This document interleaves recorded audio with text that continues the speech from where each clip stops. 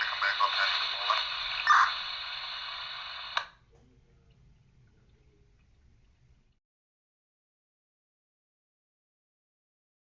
the moment. Who taught you to hate the texture of your hair? Who taught you to hate the color of your skin to such extent that you bleach to get like the white man? Who taught you to hate the shape of your nose and the shape of your lips? Who taught you to hate yourself from the top of your head to the soles of your feet? I love people as I meet them one by one. People are just wonderful as individuals. You see the whole... My great aspiration, my greatest ambition is to be so good.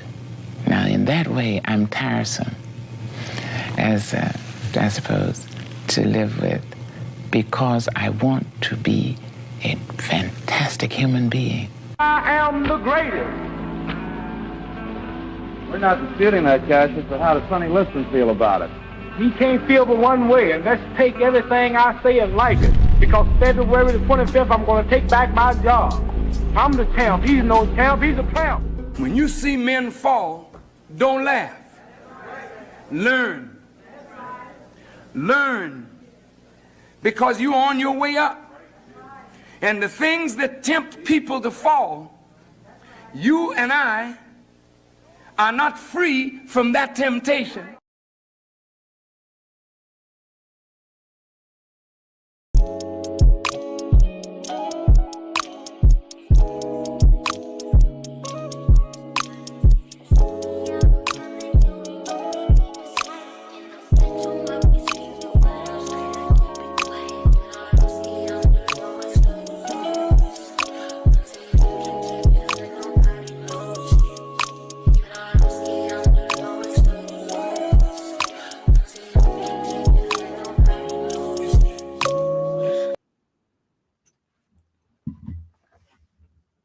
What up, YouTube? Peace, blessings, glory, praise, and honor to the Most High. You know what time it is. Miss Sydney's in the building. I'm ready to learn some stuff. Nerd out a little bit. We got two different subjects that we want to cover this evening. Make sure you go and show some love and some support to this young sister. Everything that you need to know is at the bottom if you want to keep up with me. If you need me to reach out to her to get any type of details, yeah, I'm the plug. You know what I'm saying? So let's get into it. I'm going to bring her up here in a second. Friday's the virtual open mic. Make sure you tap in. I just updated the list. We got a couple of new faces. I'm excited about this. I love these. I love these virtual open mics, man. But that's neither here nor there. Miss Sydney, if you're in the building, I would like to bring you up so that we can go ahead and jump into this. Talk to me. Hello, everyone. We have quite the interesting set of topics tonight. The first one that I wanted to talk to you about, I added a little bit last minute because it's a very upcoming event that could potentially affect people. So I'll just kind of get straight into it. In Greece, if you aren't aware, Greece is located on a series of volcanic. It's a volcanic chain because of the plate tectonics that lie underneath Greece and Italy and the Mediterranean. There are a number of volcanoes that are in that area. And currently, one of them, Santorini, is showing signs that it potentially could erupt. They've recently started evacuating the entire island. Currently, I believe there's about 30,000 or so residents, but over 2 million tourists there. So they've employed their military to start evacuating people from the island. I wanted to bring this up because not only if we have viewers in Greece, I would want everyone to know that that's happening and could affect them, especially if they're within the Mediterranean area. For if a volcano like this does erupt, it could cause a tsunami wave. Back in 1956, they had a large earthquake. I believe it was either a high 6 or low 7. I forgot exactly. But there was a massive earthquake, and they did have an 80-foot tsunami, which devastated the coastline. If something like that were to happen here, there could potentially be a volcanic or a tsunami wave that impacts the coastline of Greece, of Italy, Turkey, or surrounding coastlines, depending on how severe this eruption is. Santorini is actually quite notable of a location because it is actually the site of one of the largest volcanic eruptions in human history. In the 1620 BCE, before current era, there was a massive eruption called the Thera eruption, and they've found ash and pumice from this eruption as far as Egypt and Israel. This is one of the theorized locations of Atlantis, actually, because the story does it matches quite closely with what happened to Santorini during that time period. The Minoan people that lived on the island fled because there were a series of earthquakes, but then the island, once the volcano started to erupt, because it was emptying the magma out onto the land, the caldera, basically the hole where all the magma sits, collapsed in on itself. And that's why you see, as in this picture, this huge hole in the ground. That's where the island used to be. And it literally fell into the ocean once that volcano erupted. Not saying that this volcano eruption is going to be that bad. It could be more comparable to something like Mount St. Helens, which happened in 1980. It could be similar to, what is it? They're not as bad as Krakatoa. I know that's one that people love to go to. But I would say the best guess would be around the size of Mount St. Helens. But I did want to bring this up because not only will it affect people in the area, but it can also affect our climate if the volcanic eruption is large enough. Hopefully, this isn't actually Santorini, but it's a nearby volcano called Colombo. I'll show you kind of in this image. The volcanoes are kind of centralizing over an undersea volcano called Colombo, and it's near Santorini. So there is the thought that this is actually going to be that volcano and not Santorini. But due to the close proximity, the earthquakes are still going to cause a tremendous amount of damage. And regardless of whether it's Colombo or Santorini, it could cause a tsunami. And the other risk, as I said, if it releases a large ash plume into the atmosphere, there is a potential that it could impact the sun, basically, the ability of the sun to get through the atmosphere. And so it could have weather impacts. It could have impacts on flights, the ability to fly over the area or near the area. And then, of course, it can also affect food as well. Because of the area that it's in, the Mediterranean is a very rich region in terms of food production. There's a great number of food items that people frequently use. Grapes, obviously through that wine. Beer is grown there in large quantities. You have a lot of rice, a lot of different fruits. Also, it grows a number of like greens. So they have a tremendous number of orchards out there. So there are a number of foods that can be impacted if Greece in general is impacted by this eruption.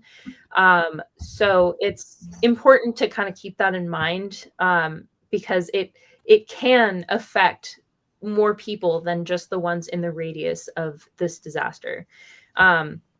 I don't want to make any claims as to how big this will be because obviously I'm not a seismologist. I'm not a volcanologist. I can't, as much as I absolutely love to learn about volcanoes and earthquakes, I cannot predict what this will end up turning into, what this will look like. But I really wanted to mention this event just so it's on people's radar and it's something that they can kind of be aware of, especially if they are going to be traveling in the near future, or if they suddenly wake up one day and the clouds, the skies darken, like wondering what's happening. So I wanted to bring this up. To me, I think it's very interesting that we could potentially see an eruption like this because it is it would be what is known as a Plinian eruption, like the one in Mount Vesuvius, like the one in Krakatoa. So it has the potential to be a quite explosive volcanic eruption. So it is going to be a once in a lifetime type of event for many people. For at least people like me, nerds like me, it will be very interesting to be able to bear witness to. But just keep it in mind, especially if you're going to be traveling in those regions. And if you are a viewer in Greece, please do evacuate if they're telling you to evacuate. It is a very dangerous situation. You do not want to be on the island if it does explode. Obviously, that would be virtually inescapable. So be very wary if you are in those regions of the potential impacts. I wanted to show those are the number of earthquakes that they've been having. One of the ways they can tell that this isn't just a series of earthquakes is because they are happening very consistently and they're slowly going up in magnitude. Earlier in the week, there were only 3s and 4s, but now they're starting to get 5s, and they're starting to become concerned of getting 6s and 7s, which that is of the capacity that it could destroy many of the buildings that are on that land.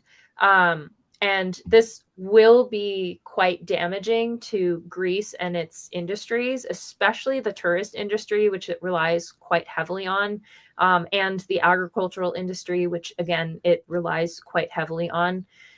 So my heart definitely goes out to Greece and everyone on Santorini, anyone who's been uprooted from their homes. I am so sorry that this is happening, but I just wanted to make sure that everyone was aware that something like this is in progress.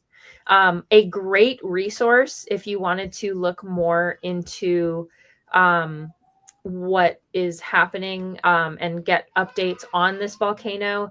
There's a scientist with the channel on. I'll copy and paste it. Her name is Silky or Silky. Probably not pronouncing that right. I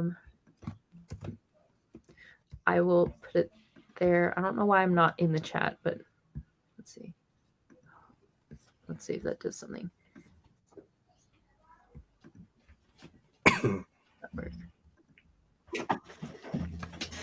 Okay, let me see. There we go. This is a really good resource if you want to learn more about what's happening and the science behind the earthquakes, and how they know that this is actually a volcanic. This is volcanic in nature and not just tectonic. So I definitely, if you're interested, would recommend her channel. I also really enjoy that she's not very,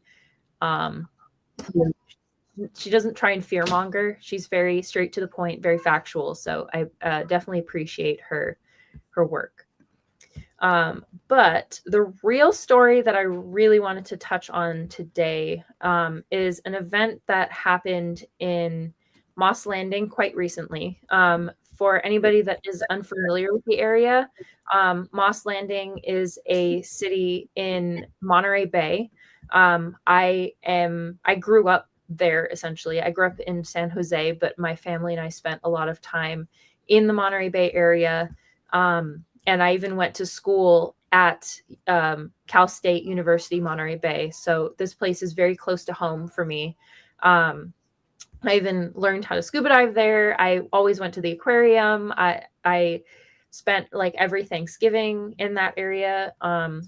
And it's a very important region, not only to me, but for many, many people without even realizing. And so I really wanted to talk about this event that just happened. So as you can see from the title, there was a lithium plant fire. It happened in Moss Landing, which if you want to pull up the image of the Monterey Bay, I can point out where that's kind of located. This fire was basically at a lithium battery factory. It burned for, I believe, at least 3 to 5 days. And I think it even had some reignition. So it took almost a full week to get everything put out completely. But the reason why this is such a dangerous situation is because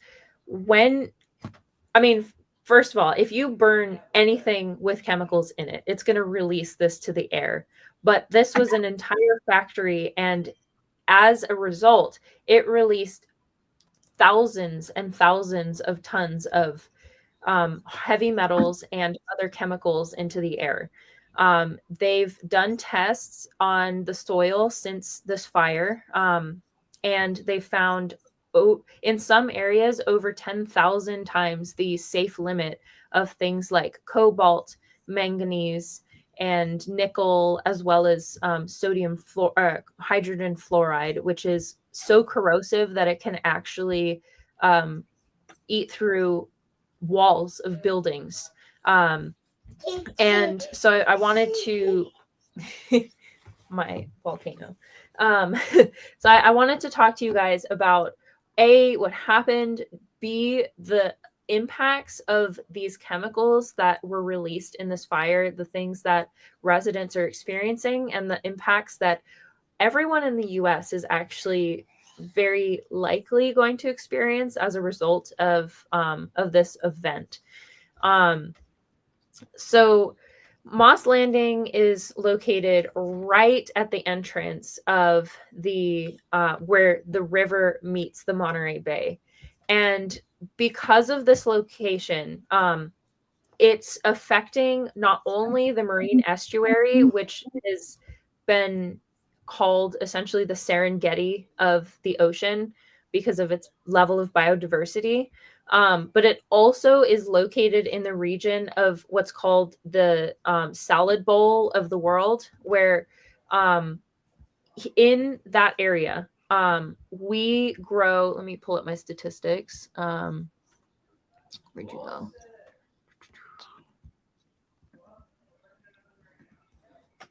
Where did you go? Okay. So in Monterey County alone, 61% of leaf lettuces, 57% of celery, 56% of head lettuce, 48% of broccoli, 38% of spinach, 30% of cauliflower, 28% of strawberries, and 3% of wine grapes produced in the world are produced just in Monterey County.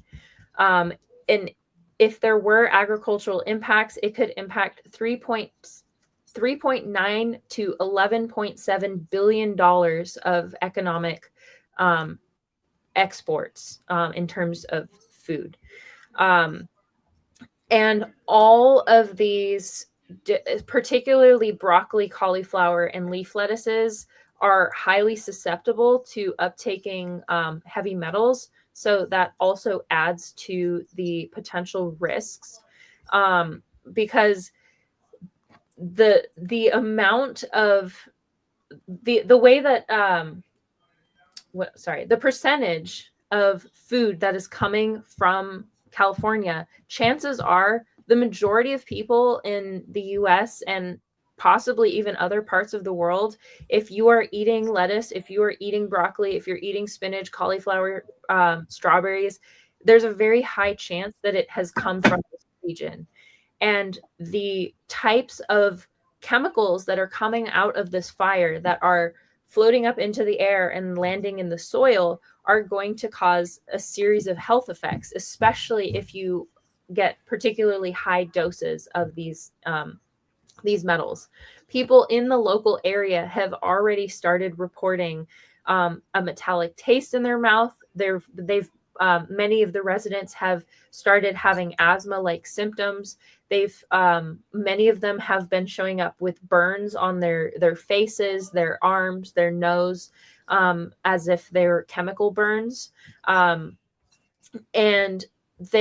many of them have had to leave the region just to feel better, just to have relief from these symptoms. Some of them are also experiencing lethargy, chronic coughing, chronic nose running, nosebleeds, all of which are symptoms of toxicity.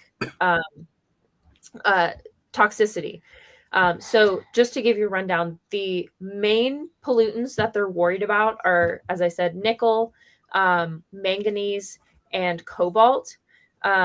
Nickel is a heavy metal. It is found in the environment. It's found in drinking water, but it's usually not in high amounts.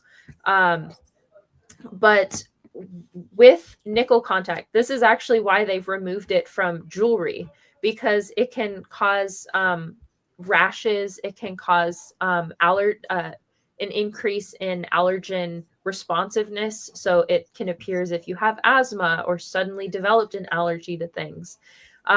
If you inhale nickel in large quantities, it can be fatal. Obviously, if you're not in the area, that isn't really an immediate risk. But if you are in the area, that can actually be a problem. Additionally, it can cause nausea, vomiting, abdominal issues, and it's linked with the proliferation of cancer. Cancer cells really like heavy metals because of the way that they can basically grab energy from those metals. And so it can make cancer worse. It can increase your risk of developing cancer. It's been linked to squamous cell carcinoma. It's been linked to anaplastic carcinoma. It's been linked to adrenal issues, dermatitis. There's a number of issues that are linked to absorption of nickel into the body. It also can cross over the placenta.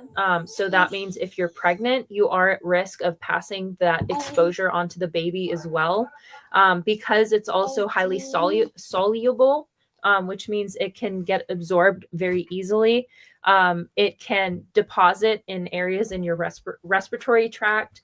It can bind to your blood and coexist in your bloodstream. It can be found if you have exposure, it can exist in high concentration in your lungs, in your brain, kidney, liver, adrenal glands. So it's quite hazardous to be exposed to.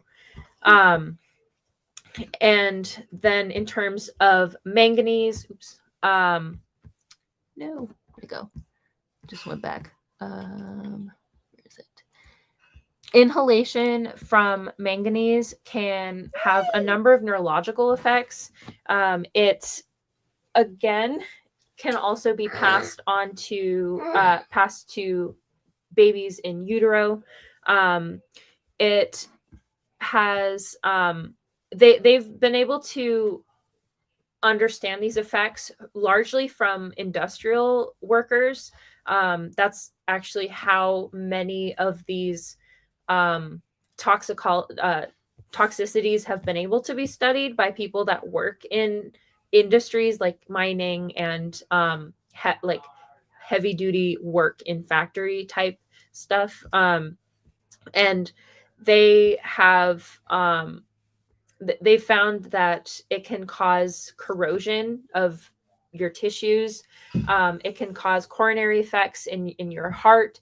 It can also it can build up and cause cirrhosis of your liver. It can cause systematic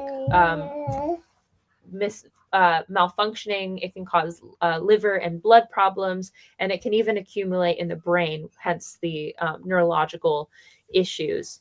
The neurological effects in high amounts include severe muscle tension, rigidity, or complete disability. You can have symptoms that are very similar to Parkinson's, where you kind of have shaking, you have confusion, you have an inability to like formulate thoughts. It can affect your coordination, your reaction time, your posture, your cognitive flexibility. There's a number of really negative neurological impacts that can result from being exposed to manganese. And cobalt is another one of great concern. Cobalt is almost exclusively found in batteries. It can also be found in machinery. And the most well-known are you just hijacking my stream today? Cobalt is actually what gave the ancient Egyptians their vivid blue paint. And it actually caused damage to a lot of Egyptians because they were unknowingly poisoning themselves when they were painting on their body and painting on the walls and stuff like that, or like breathing it in. Cobalt was also originally used as a stabilizer in beer. So people, it actually caused heart muscle weakness in people that were drinking that type of beer. Usually you have to be exposed to cobalt for long periods of time before you start to have symptoms. But if you consume a large amount of cobalt at once, like let's say your food is tainted with cobalt and you're eating a lot of it, like let's say broccoli is your favorite vegetable and you're eating a lot, you could start to develop a lot of these symptoms if it reaches a high enough potency in your bloodstream. The first thing you'll notice if you do have cobalt poisoning is your skin will have irritation and rashes that take a really long time to go away. It can cause nausea and vomiting. It can cause, if you have prolonged exposure to this, you can receive, you can start to have heart problems, cardiomyopathy, where your heart basically, instead of beating really strongly, it kind of like it's very weak at pumping blood. It can cause deafness, nerve problems, ringing in your ears, thickening of your blood, thyroid problems, vision problems. So there are a number of impacts that can occur just with these heavy metals, and those are just the three main ones of concern. Those are not all of the ones that are released by this lithium fire. Obviously, there could be lithium, there could be other like lead and other heavy metals, other toxins, but the main ones that they have already found in the soil are cobalt, nickel, and manganese. The other possible chemical impactor, my goodness, why? The other possible chemical that to me is of greater concern is hydrogen fluoride. Hydrogen fluoride is what I believe is causing all of the dermatological problems, the breathing problems that people are experiencing, because it is released as particles in the air. symptoms of this is severe irritation of the skin, eyes, and respiratory tract. It can cause deep tissue damage. It can cause burns, pulmonary edema, which is fluid buildup in your lungs because of the scarring that occurs from inhaling it. It can cause irregular heartbeat, and it can even cause death due to the aforementioned symptoms. The individual, I was watching a video of he was an ex-fire chief discussing the impacts of this fire and the chemicals released by this fire. And he said that hydrogen fluoride is strong enough to actually corrode buildings, to corrode brick walls. So this is definitely not something that you want to be exposed to. It can cause vision impairment. It can cause respiratory irritation. It can cause issues with like your mental health and whatnot, soft tissue damage. So it's very, very important to keep this in mind, especially if you are buying foods that are from those regions. Like I already bought a test kit for myself and my family. We have a heavy metal test kit, and we also just bought a water test kit that also tests for cobalt and some of the other, just to kind of cover all of them, because I know cobalt only showed up in one of them. So I bought a second test that also covered cobalt. I highly suggest starting to look at where your food is coming from. If it comes from locations like Salinas, Watsonville, Monterey, what is it called? Not Plumas, Aromas. Obviously, like if it comes from Monterey County, between Monterey, Santa Cruz, and Gilroy, if you want to pull up a map, I can kind of point those out. Anything from those regions, I would highly suggest not getting that food. Or if you have to get those food, like that's the only thing available, I would test your vegetables, produce, anything that's coming from those regions to make sure it doesn't have that. The challenge is it's not just the outside of the food. This is not something you can just wash out of the food, particularly with things like broccoli, spinach, cauliflower, artichokes.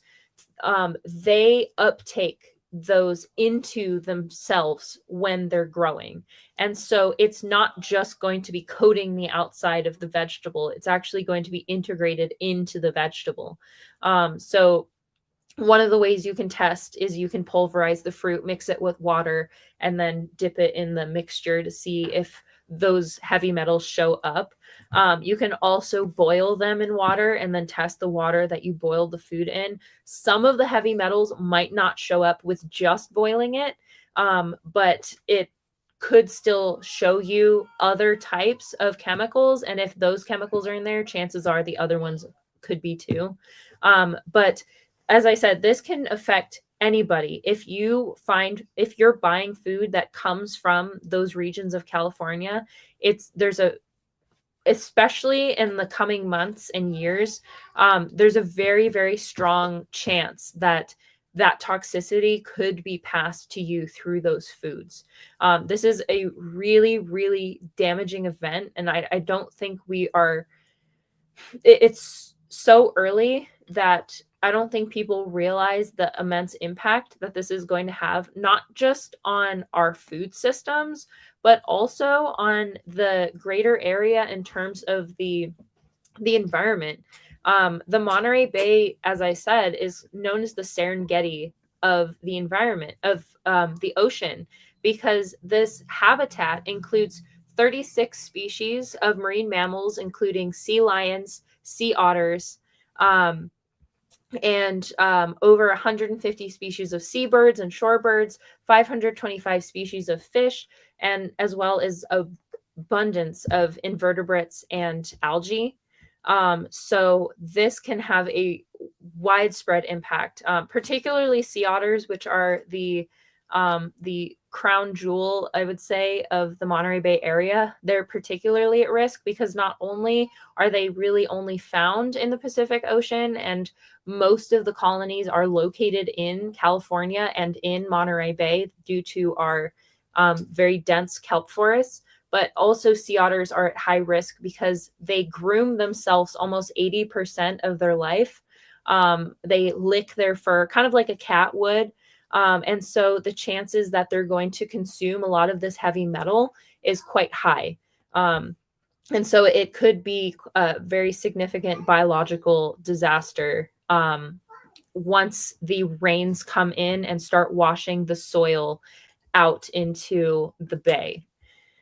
Let me address some of the questions and comments before I continue to rattle on. Anything. So hydrogen sulfide is similar. Let me double check just to make sure I get the chemistry bit right. It has very similar impacts as hydrogen fluoride. The hydrogen sulfide is also can have impacts to your respiratory system. It can cause mild irritation. It can also cause headache, nausea, dizziness, respiratory arrest.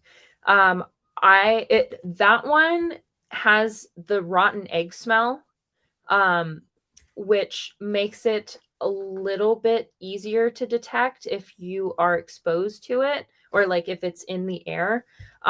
But hydrogen sulfide is far more deadly in terms of short-term high exposure, where if you inhale, it can kill you quite quickly.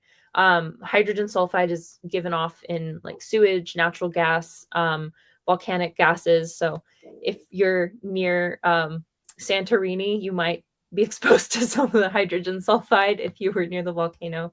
But it does have overlapping symptoms where it will cause respiratory distress. It will cause cardiac symptoms. It can cause asthma-like symptoms. I don't believe they mentioned hydrogen sulfide in the elements that they were detecting. However, I am very hesitant to trust the authorities because they did not start testing the soil until the citizens started to demand that they test. The EPA, apparently, their testing method was to drive through the city in various locations, hold a tester out the window, look at it, and then drive off.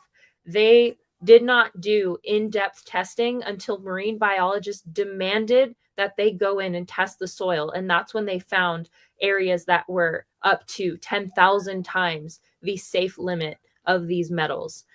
So I'm hesitant to believe everything that they're saying about, like, I strongly believe that they're downplaying the impacts of this and are trying to prevent a lawsuit. Let's see.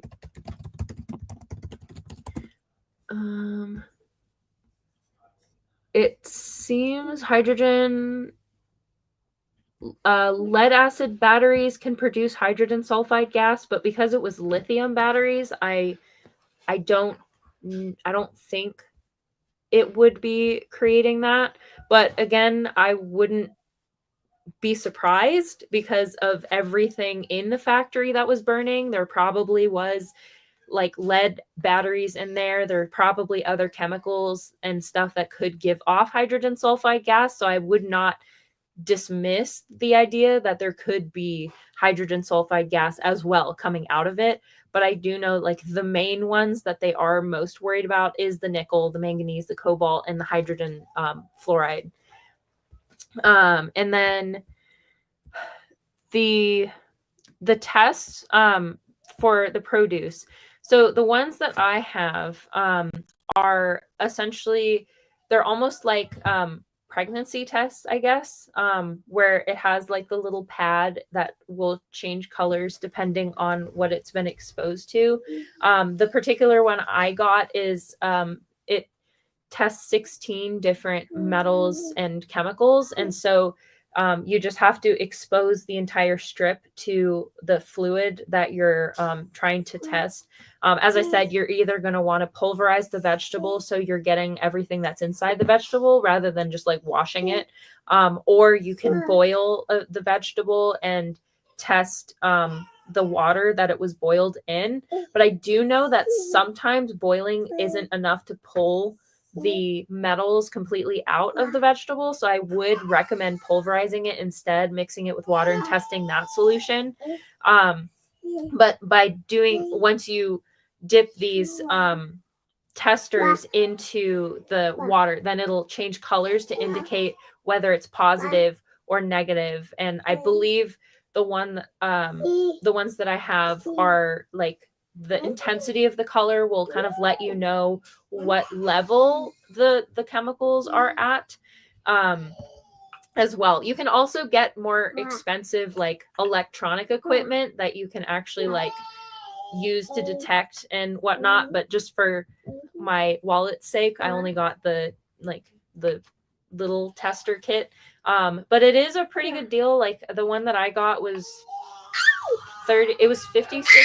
It was like $50 for the 2 different types of tests, and it comes with over 100 individual testers, so you could do repeated tests over the course of time as you buy vegetables, as you buy these materials to make sure that your food is safe. Obviously, you don't have to test all food that you get. Only test the foods that are coming from the locations nearby. So anything, as I said, Santa Cruz, Watsonville, Salinas, Monterey, Gilroy.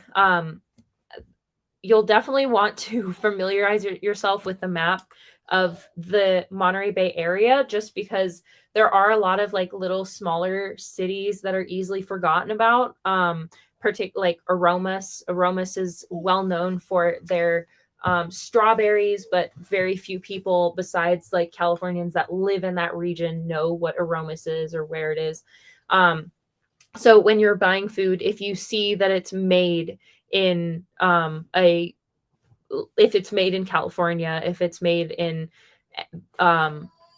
that general area, I would definitely verify what location in California the food is coming from, just to limit your exposure as much as possible. Because in the coming year, I guarantee we're going to find people that are buying broccoli, that are buying cauliflower, that are buying spinach and lettuce that are coming up positive with these chemicals. And as I said, the residents have already been showing up with symptoms of toxicity already. So we know it's in the air, we know it's in the soil. And so it's super, super important to be aware and to prepare, like to protect ourselves. And if you have the choice, buy food from elsewhere. If you see that it's from one of those cities, one of those areas, try and find a different brand that is not from that area, because it's as I said, especially once it starts to rain, it's going to wash all of those chemicals out into the rivers. It's going to wash it. The plants are going to start uptaking it. Anything grown between basically January and I forgot exactly what. Let's see. Persistence in the soil. Let's see. Let's see. I want to see what the persistence of the soil is, because it can, I know in general it can take heavy metals years to dilute and come out of the soil.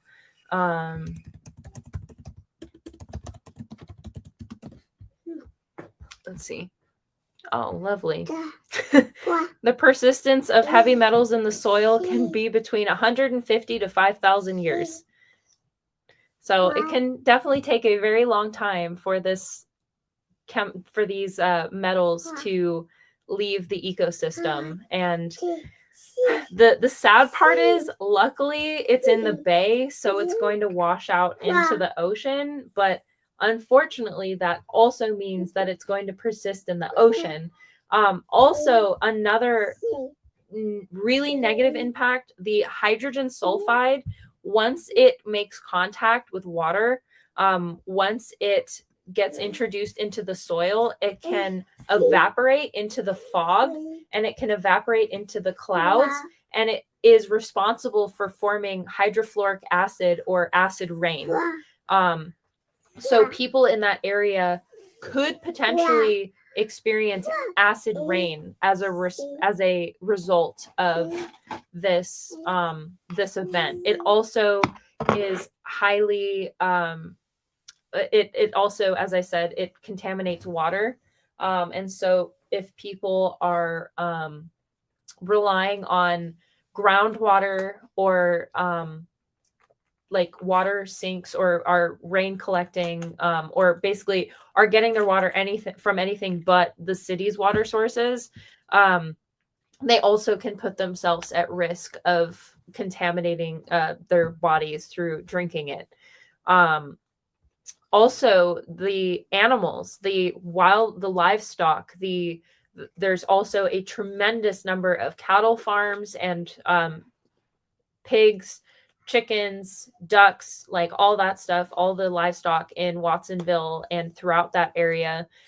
Very frequently when you drive from Monterey to, if you drive through Watsonville, Gilroy, Monterey, those areas, you can smell the cows, you can smell the pigs, like you can smell the farms. So there's a tremendous amount of agriculture happening in those areas, and those animals will be impacted as well. Not only will they be intaking the heavy metals and the fluids and stuff, so when we eat them, we could also be intaking it from meat as well. But also just thinking of them just in terms of like being humane, like they're probably going to be impacted by breathing this stuff in as well. They're probably also going to have their own medical impacts. They've also found that plants themselves will show visible damage. They'll have necrosis, death of tissue. They'll have chlorosis, where they're the chlorophyll that they use to intake sunlight and create their energy is destroyed and deformed. They have distorted leaf shapes. They have their branches are brittle. They are more likely to be like stunted in growth, lower crop yields. So even if the plants aren't poisoned, they are still going to be less healthy. They're still going to be more shriveled. They're going to, like, you're not going to have the nice little strawberries. You're going to have these like lumpy, distorted, anyways.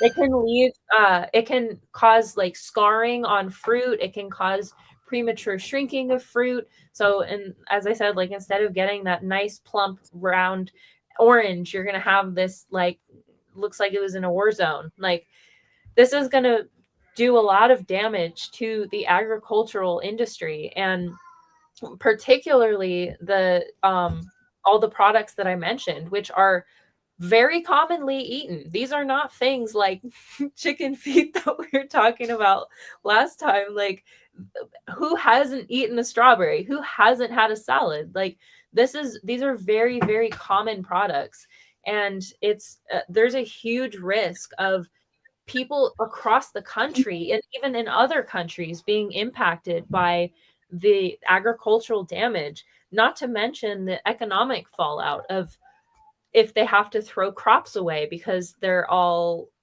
gross and ugly, and like, because they're farmers in general, they will discard fruits and vegetables and stuff like that if it looks unappealing. It's a well-known practice because people don't want to buy unappealing looking foods. And so they will discard things that look deformed, which health-wise, that is a good thing because then those are the ones that are exposed. But still economically, that's going to have a tremendous impact. And then, as I said, the biological impact is something we can't even begin to fathom what it's going to do to our ecosystem. If it's acidifying the water, it can like if it's able to cause acid rain in the sky, it's definitely going to cause damage to the fish in the ocean. It's definitely going to cause skin lesions. And if you live in the ocean, if you have skin lesions, you're more susceptible to parasites, you're more susceptible to early death, you're more susceptible to predation, because you're giving off fluids into the environment to let predators know that you are sickly and ready to be eaten. So it's so it's going to have very widespread impacts, and I think it's very alarming that they're being very hush-hush about it, that they're not willing to come out and talk about this. I have not seen this on mainstream channels. I have not seen, like, they talked about the fire, but I have not seen people really talking about this and coming out about this. I even found an article saying that they have not found anybody who's been directly affected or is showing ill signs from these this toxicity, which is completely ridiculous, because by just searching on YouTube, I was able to find numerous interviews with hundreds of, or maybe not hundreds, but there have been groups of hundreds that are getting together. And there have been at least 5 to 7 people that have come on interviews saying, these are the symptoms I'm having a hard time breathing. My neighbors are saying the same thing. My family's saying the same thing. But there are hundreds of residents that have come together and are basically saying, like, you need to do testing. You need to do something about this, because there's something wrong. This is not normal. I have not had asthma before. I should not be getting burns on my body. Like, the people that they were interviewing, they literally looked like they had been sunburned. They had redness over their cheeks. Their nose was red. One of the women that was talking was kind of talking like she was a smoker. Like, you could tell that she had severe respiratory distress.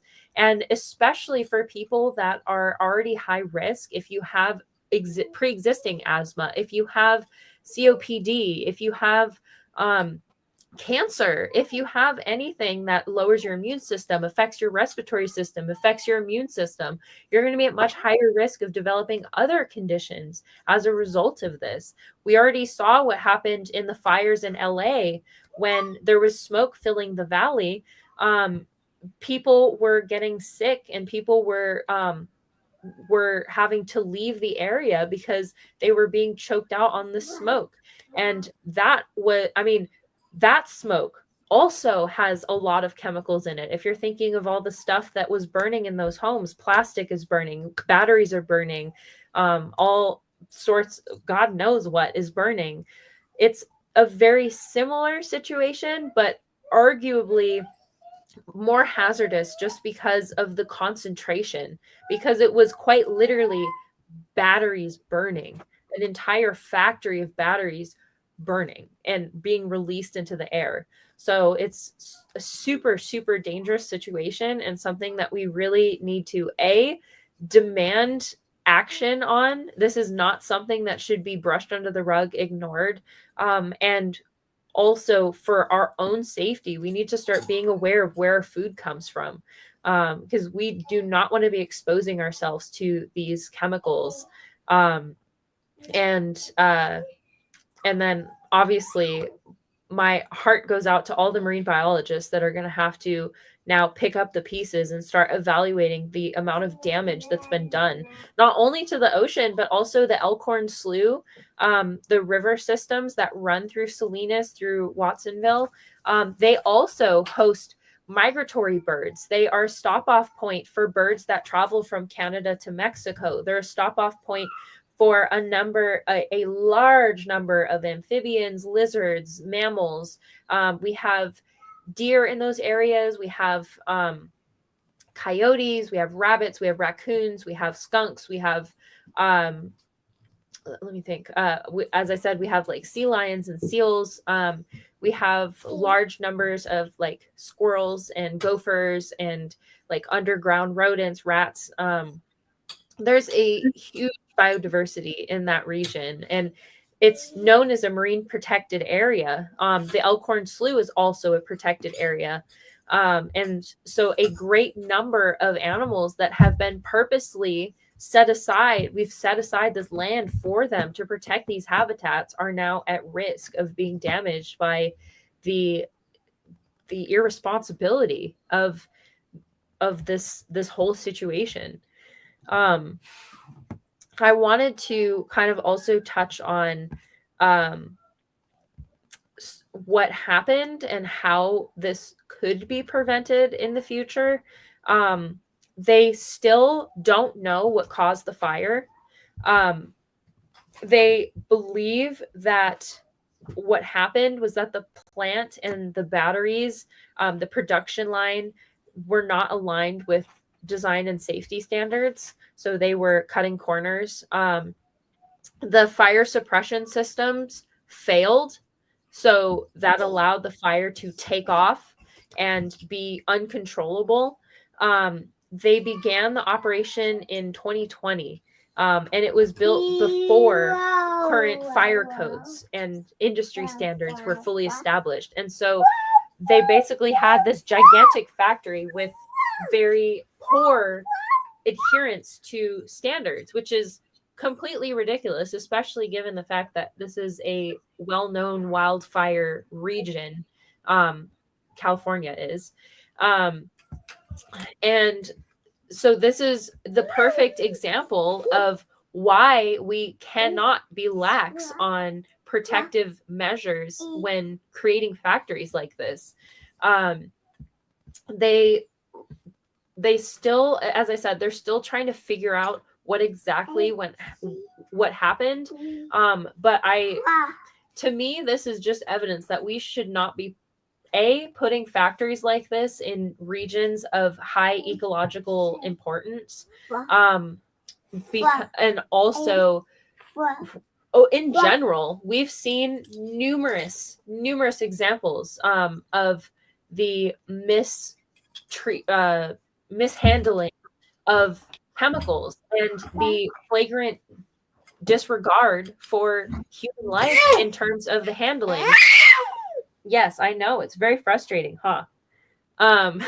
We've, for example, in Palestine, Ohio, a train carrying, I think it was a 2-mile long train holding petroleum and other flammable substances, derailed into a Palestine, Ohio community, and exploded.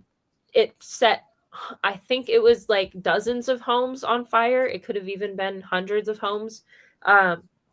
But that area is still dealing with the impact of all of the chemicals that were released. People are still having impacts. Everybody probably knows what happened in Flint, Michigan. So it's super, super important that we start to really like figure out how we're going to keep people safe. This type of stuff should not be happening. The disregard for safety mechanisms and the cutting corners in industrial settings is absolutely like atrocious. That should not be allowed. There should be very, very strict standards, especially when it's very close to communities that can be affected or are close to like food regions where you grow the food. Why would they even allow a factory to be put in a location where so much of our nation's food is grown? So in general, like, we really, really need to find out what went wrong and apply this across the board. We need to figure out how we can prevent something like this from happening again. Yes, I know. It's very, very annoying. I know. I don't like it either.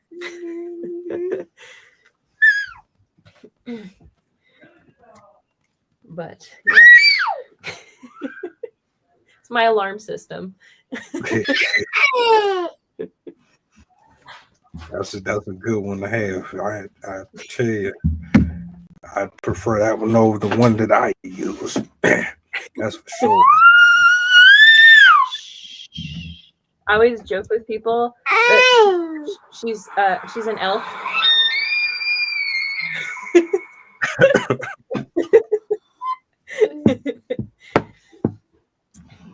But yeah, man, a lot to talk about. Yeah, you don't know how much is going on in the world until someone tells you what's going on in the world. I wasn't even aware of either or until you shared it with me. And when I saw it, I'm with you on that. On both. And the sad part is too, in both of these cases, even though they're vastly different causes, stories, whatnot, both of them involve governments trying to hide what's happening. There's still, even as they're having frequent earthquakes, there's still the government officials that are trying to say, oh, it's just tectonic activity. It's not the volcano, because they don't want to scare people. And as I said, the EPA has been delaying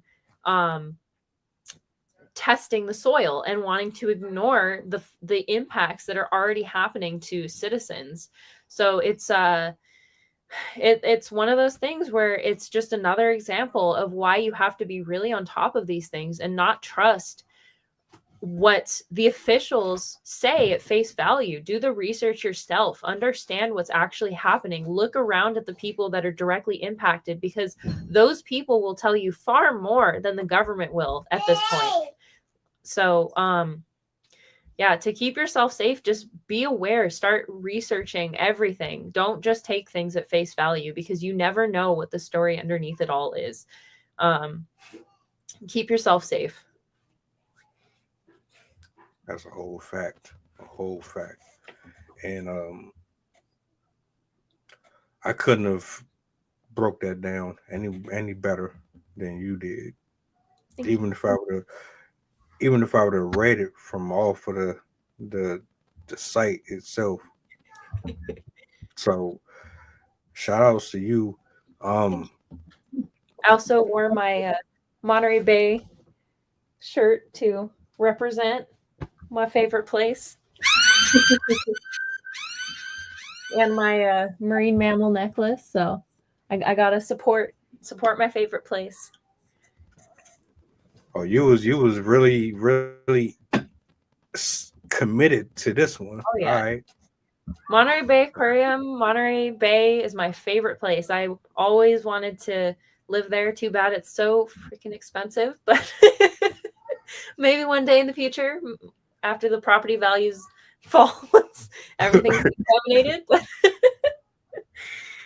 But yeah, such a beautiful place. If you ever get a chance to go to Monterey, totally worth it. Very, very gorgeous. A lot to see there. Very beautiful beaches. The animals are amazing. If you ever get to go whale watching there, worth it. You can see orcas, you can see gray whales, blue whales. Monterey is a stopping point, as I said, for migratory animals in general. So migratory birds, migratory whales. So you can see a lot of really, really amazing creatures there. Very well worth it. That's what's up.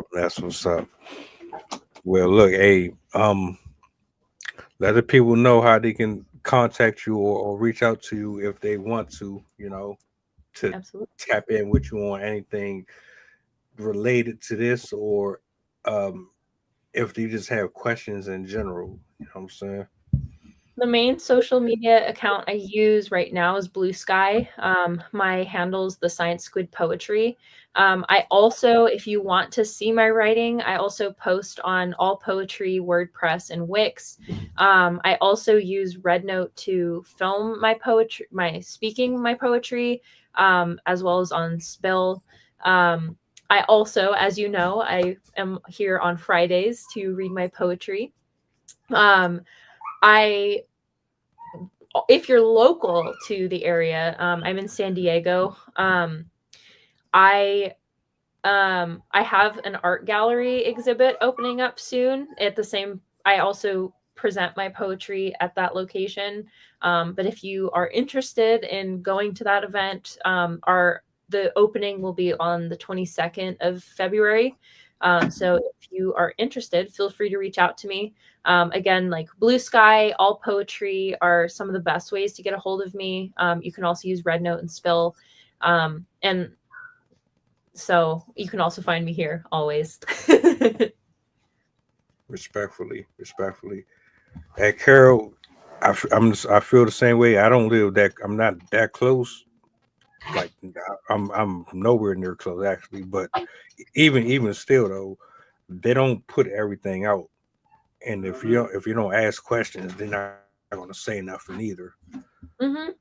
If you don't demand answers, they're not going to give you anything because they don't want to spend the money on it. They don't want to fear monger, which means they basically don't want to spend the money to keep you safe. They only care about themselves.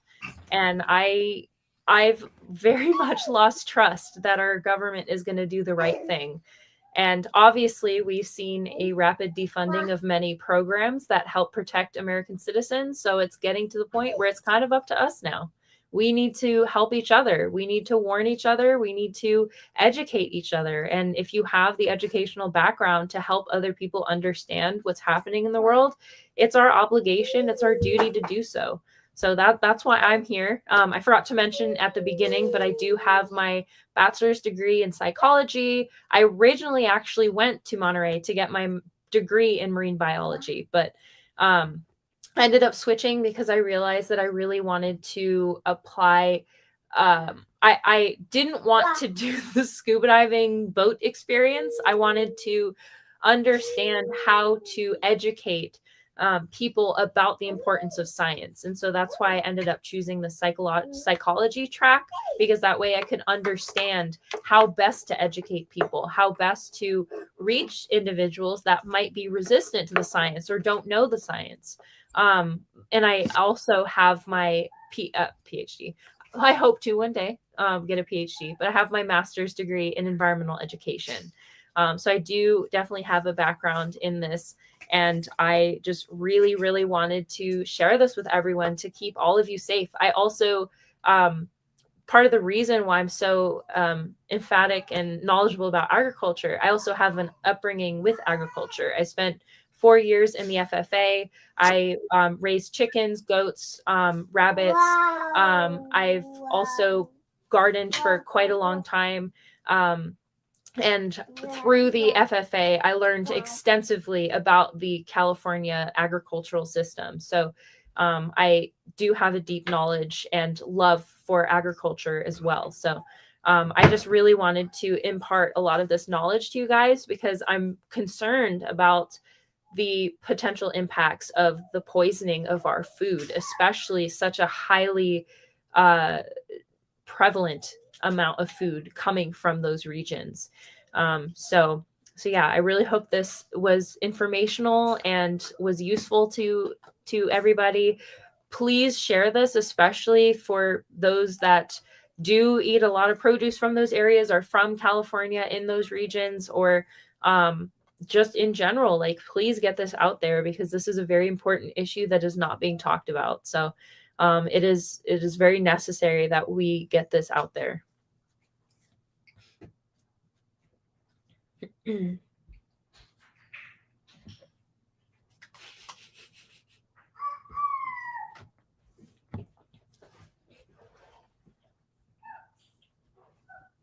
think there's a little delay.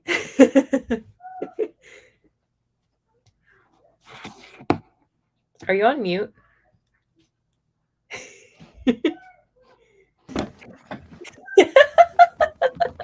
I just need a sign that says mute that'll hold up.